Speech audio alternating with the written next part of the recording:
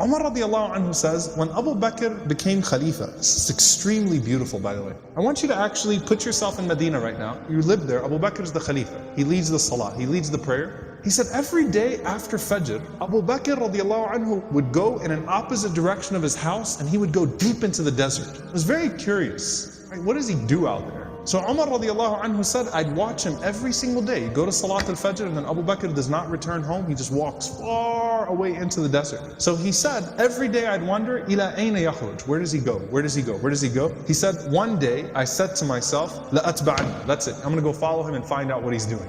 I just can't get over this curiosity of mine. So Umar radiallahu anhu said, I kept the pace from him to where he was at the end of my eyesight, meaning I walked just as far away to where I could still see him. And then he said, I saw him go into this beat up old house. So Umar radiallahu anhu said, I quickly went and I hid behind. And he said, he spent a long time in there. It wasn't like a short amount of time. He spent a long time until after the sun was up, meaning it was getting hot. This is after Fajr, this is way past Duha, way past sunrise, and it got hot, and then Abu Bakr radiallahu anhu left the home and he made his way back to Medina. He said, this is way out of the city of Medina now. This isn't even the city of Medina right now. Way out of the city of Medina. So Umar radiallahu anhu said, I waited until I could no longer see him, meaning he made his way back to Medina. And Umar radiallahu anhu said, I knocked on the door, okay? And he said, this woman opened the door. She was elderly, she was frail, she was blind, and there were a bunch of little kids running around, okay? So I said to her, Assalamu alayki, ma sha'nukum ya amatullah. I said, peace be unto you. What is your situation,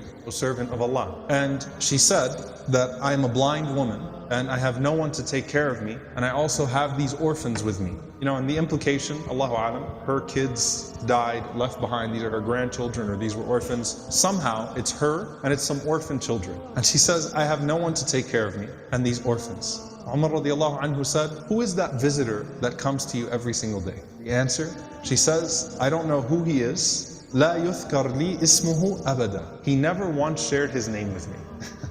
He never bothered to tell me his name. Umar radiallahu anhu said, well, what does he do? قالت جزاه الله خير. She said, may Allah reward him. Every morning he comes. Listen, by the way, she details it. She says, he cleans my home. He washes our clothes. He grinds our wheat. He bakes our bread. He cooks our breakfast. And then he leaves. Subhanallah. Think about that. If this was the only narration we had about Abu Bakr, it's incredible.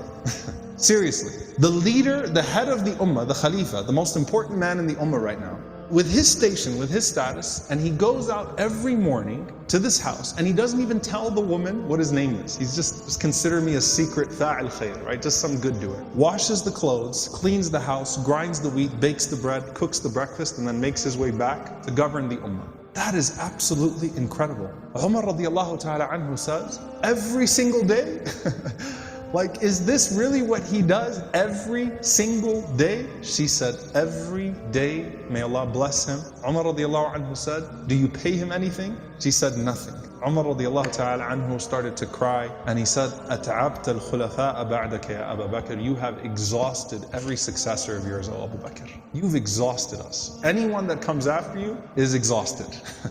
Because this is a standard that is impossible for us to meet. A gem here, by the way, very important. Can you imagine how many deeds of Abu Bakr that history has never recorded? You know, the books of the fada'il, the virtues of Abu Bakr, the things that he used to do. Can you imagine how many of those secrets he actually managed to hide? And why did he not think of himself too good to still do that thing?